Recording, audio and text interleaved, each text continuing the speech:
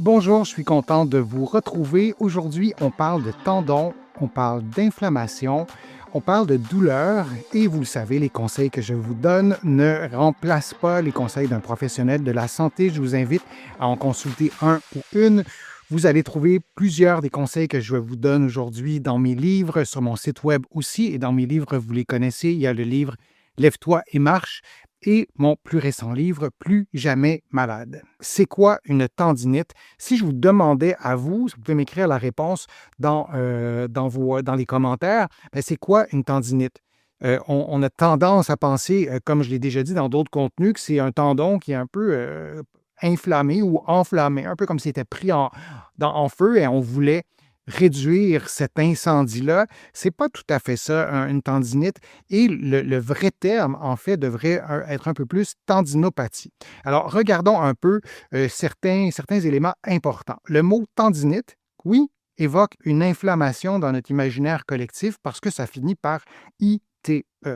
Mais la plupart du temps, il s'agit plutôt d'une tendinopathie, c'est-à-dire une pathologie du tendon, si on décortique un peu ce mot-là, et un tendon fragilisé, c'est ce que c'est une tendinopathie et une tendinite, dont les fibres ne s'adaptent plus aussi bien à la charge.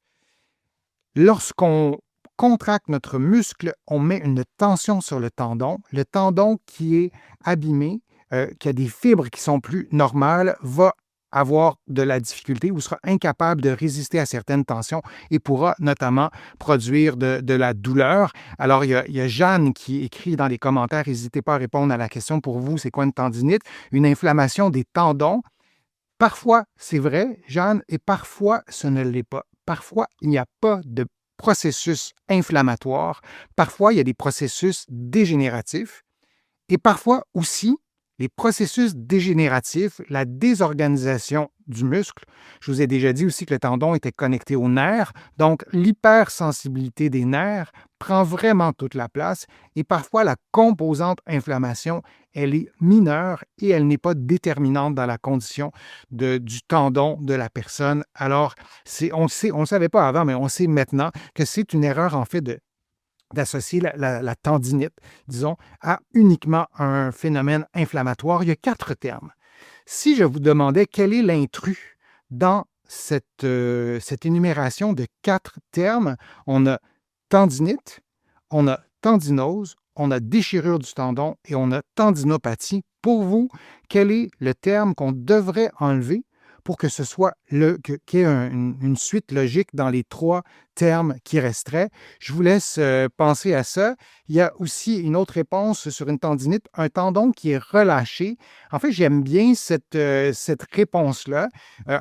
C'est un tendon qui est relâché en ce sens que ses fibres n'arrivent plus à soutenir la tension que le muscle génère ou transfère à l'os en raison du désalignement de ses fibres, en raison d'autres structures aussi qui peuvent être blessées à l'intérieur du tendon ou désorganisées. Et le mot relâché, pour moi, me plaît davantage que le mot inflammation parce que ça nous fait quand même plus penser à des fibres du tendon qu'à l'image, je me répète, mais d'un incendie qui n'est pas tout à fait représentatif de la tendinite. Alors, dans vos réponses, le terme à enlever, on parle de déchirure, tendinose. Alors, il y a 3 personnes qui répondent tendinose.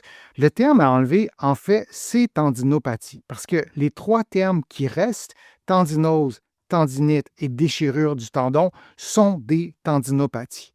On utilise rarement le terme tendinose, mais si vous avez un tendon, vous n'avez pas été blessé, vous n'avez pas fait un effort soutenu immense et vous vous êtes blessé au jour A et il n'y a pas de phénomène inflammatoire, on pourrait dire que c'est une tendinose, c'est-à-dire que le désalignement de vos fibres sont causés par un processus dégénératif, par exemple, par un mouvement répétitif fait de longue haleine, associé à l'avancée en âge et peut-être avec une prédisposition génétique, ce serait un phénomène dégénératif. Et une déchirure, ça peut être une micro-déchirure, on peut avoir certaines fibres du tendon qui sont déchirés ou ça peut être une déchirure complète. À ce moment-là, le tendon, disons que c'est le biceps qui est complètement déchiré ou qu'une partie du biceps qui est complètement déchiré, un faisceau majeur, bien, ce faisceau-là ne pourra plus générer du mouvement parce que c'est déconnecté, ça sera débranché de l'os ou du muscle, en fait. Et donc, c'est le terme tendinopathie qu'on devrait enlever parce que tout ce qui reste dans les trois premiers termes sont des tendinopathies. Alors, on retient que la déchirure est aussi une tendinopathie. Et ces tendinopathies apparaissent quand le tendon reçoit plus de stress mécanique qu'il ne peut en tolérer. Cela peut venir d'un effort inhabituel. Ça peut aussi venir d'une surcharge parce que vous l'avez trop sollicité sur une journée, une semaine, des années, ou aussi une période et ça c'est important, une période d'inactivité qui affaiblit le tendon. Alors, si vous avez été hospitalisé, par exemple, on va prendre un cas plus extrême, vous avez été alité et vous avez un problème de santé, donc vous avez eu des médicaments, vous avez peut-être pas très bien dormi non plus. À l'hôpital, ce n'est pas l'endroit par excellence pour dormir, mais tout ça pourrait altérer, fragiliser aussi votre tendon et lorsque vous reprendrez vos activités, mais peut-être qu'on pourra être en présence d'une surcharge qui est trop grande ou un stress mécanique qui est trop grand pour ce que vos tendons peuvent tolérer. Alors ça, c'est la cause des tendinopathies.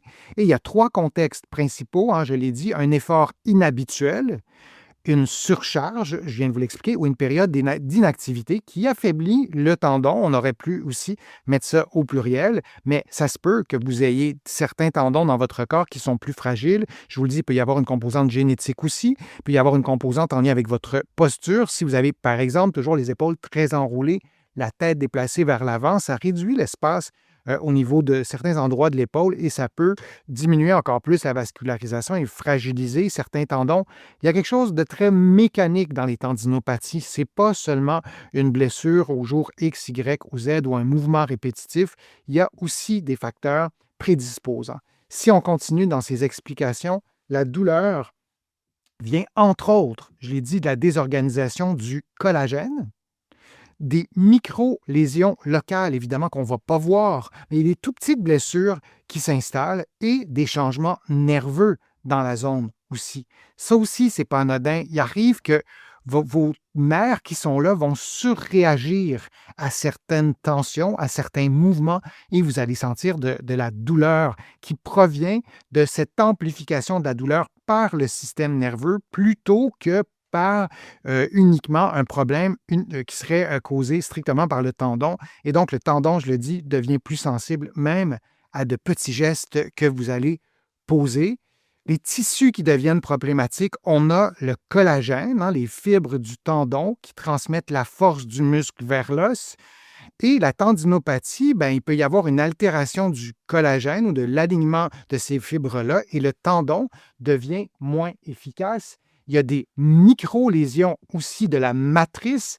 La matrice, c'est les autres tissus à part le collagène qui fabriquent ou qui constituent plutôt le tendon. Il y a des cellules là, qui produisent du tendon pour vraiment très simplifier. Et il peut y avoir des micro-lésions possibles dans cette matrice-là. Ce n'est pas uniquement le collagène. Et je vous le disais, il peut y avoir aussi des changements nerveux, dans le tissu nerveux, l'innervation locale, mais aussi au niveau du cerveau, il peut y avoir des modifications qui vont faire en sorte que la douleur va être amplifiée. Alors, encore une fois, quand on pense, disons, à l'infiltration, si on a une infiltration, ça ne répare rien de ça. Ça peut diminuer la douleur, ça peut engourdir la douleur. Parfois, je ne dis pas que ça marche jamais, mais les infiltrations, ce que les études nous disent, d'une part, c'est que les effets à moyen et à long terme ne sont pas très démontrés. Et lorsqu'on a plusieurs infiltrations aussi, ça peut altérer la qualité du tissu. Alors, c'est comme un peu contre-productif, si on y pense, là, d'avoir des infiltrations répétées avec un produit qui peut altérer la réparation et la qualité des tissus. On voudrait miser sur quelque chose qui est beaucoup plus durable et c'est un peu comme faire du tissage. Quand vous tissez, ben, moi, je ne tisse pas personnellement, mais j'ai une amie qui tisse d'ailleurs et ça demande un mouvement, c'est très physique faire du tissage. Et quand on veut réparer, quand on veut soulager un tendon, on a besoin aussi du mouvement en ce sens. Et je sais qu'il y a des gens qui se disent, et il y a des patients qui me disent, c'est bien beau ton affaire, mais j'ai mal quand je bouge. Je ne peux pas bouger, j'ai mal. Il faut trouver la façon de bouger. Dans certains contextes, on y va vraiment, vraiment lentement.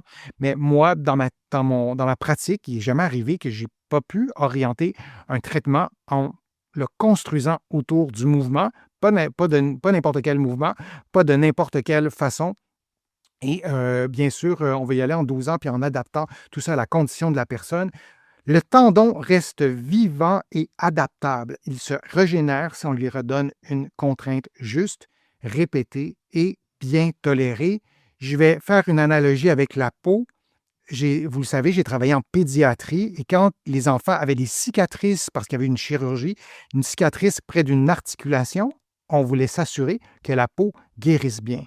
Et on faisait quoi pour que la peau guérisse bien? On la mobilisait, on la massait, on faisait des exercices avec l'enfant pour mobiliser cette articulation-là, pour que sa croissance puisse bien se faire et que cette cicatrice-là ne bloque pas par exemple, son coude et qui, à terme, ferait en sorte que l'adulte, éventuellement, aurait perdu de la mobilité. C'est le même principe avec le tendon. Et le tendon, ben, c'est le mouvement lui-même qui nous permet de stimuler cette capacité de se réparer.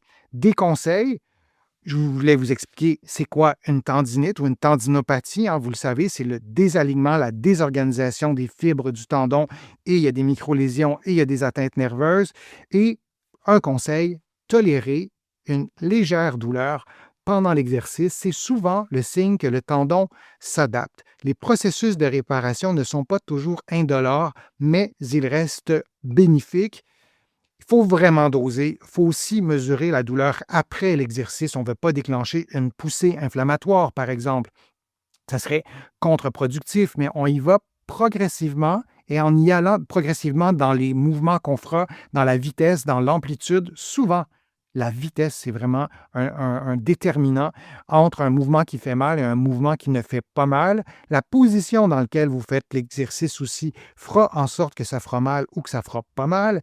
4 sur 10, on essaie de ne pas aller plus haut que 4 sur 10. C'est écrit en relativement petit. Donc, ça reste plus un inconfort qu'une douleur très forte et on ne veut pas que la douleur reste après avoir fait le mouvement. Bien sûr, on veut que ça revienne à la normale. Souvenez-vous que les processus inflammatoires qui sont utiles, qui sont nécessaires, ils sont associés à de la douleur. L'inflammation libère des substances, votre corps libère des substances qui, elles, sont associées à la douleur. On a tendance à se dire que parce que ça fait mal, c'est un très mauvais signe, c'est un signe de détérioration. Dans une tendinopathie, on ne peut pas penser comme ça. Je ne vous dis pas de ne jamais écouter la douleur, puis si vous avez une douleur à 9 sur 10, continuez, c'est clair. Mais les processus inflammatoires sont associés à de la douleur ou un inconfort, c'est presque inévitable. Exemple de stratégie simple. Alterner des exercices doux de mise en tension et des périodes de repos actif. Vous pouvez bouger d'autres régions de votre corps aussi. Si vous avez une tendinopathie au genou ou à la cheville, bien, la hanche peut probablement bouger. Même logique avec l'épaule, le coude, le cou, on peut bouger d'autres régions aussi. Ça peut être une façon de se réapproprier le mouvement et ce rythme progressif aide le tendon à retrouver sa résilience, à cette capacité à reconstruire ses fibres et sa tolérance à la charge. C'est un exemple de stratégie. Il faut respecter, ça c'est le mot-clé, une progression graduelle. Il faut y aller progressivement des charges. Et quand vous commencez, vous devez presque vous dire, si vous prenez un poids, si vous utilisez par exemple des bandes élastiques comme un peu ce genre de bandes-là, il y a différents appareils. Pour les mains, il y a des petites poignées des petits appareils articulés comme ça qu'on peut utiliser pour augmenter la force. Ça peut être des poids, ça peut être le poids de votre corps. Peu importe, vous suivez cette règle-là d'y aller progressivement, répéter et bien tolérer. Et comme je vous le disais, vous allez presque dire c'est trop faible, je fais ça pour rien. Non, vous commencez comme ça, vous augmentez le nombre de répétitions, vous prenez des pauses, vous refaites une autre série et progressivement, vous allez augmenter le poids. Évidemment, c'est plus complexe que ça. Il faut penser aussi à tous les mouvements de l'articulation ou du muscle en premier lieu, mais aussi de l'articulation. Il faut tout rééduquer et c'est pas parce que vous avez une douleur à telle place quand vous faites tel muscle, tel mouvement, qu'on doit se limiter à ça. On doit penser aussi aux autres mouvements et c'est pour ça que c'est utile d'être aidé par un physiothérapeute et ou un professionnel de la réadaptation. Là, en France, on parle de kinésithérapeute, mais c'était quelques conseils pour vous guider un peu dans la guérison de la tendinopathie. Est-ce qu'on met de la glace? Si ça vous soulage, oui, vous pouvez mettre de la glace. Si vous mettez de la glace pour que ça diminue l'inflammation, ça ne donne rien. Il n'y a pas d'études qui ont démontré que la glace diminue l'inflammation et améliore la guérison. Ça ne fait pas beaucoup de logique scientifique et pas particulièrement dans un contexte de tendon où l'orientation des fibres, cet aspect très mécanique de la solidité d'un tendon est bien démontré maintenant. Je vous remercie de votre participation. C'est toujours un grand plaisir de vous présenter mes contenus. J'espère que tout ça vous sera utile. Je vous remercie aussi pour vos contributions. Vous êtes nombreux et nombreuses à me faire des contributions, soit directement sur ma chaîne YouTube, soit en visitant mon site web, le www.denisfortier.ca. Vous pouvez vous abonner à l'infolette, c'est gratuit. Il y a des courriels thématiques. Aussi, vous allez trouver beaucoup d'informations dans mes livres, notamment mon livre Plus jamais malade et aussi mon livre Lève-toi et marche. Il y en a beaucoup d'autres. Vous pouvez les trouver des deux côtés de l'Atlantique. Je suis Denis Fortier. Je vous remercie beaucoup. Je vous dis à une prochaine fois, à une prochaine vidéo. À bientôt.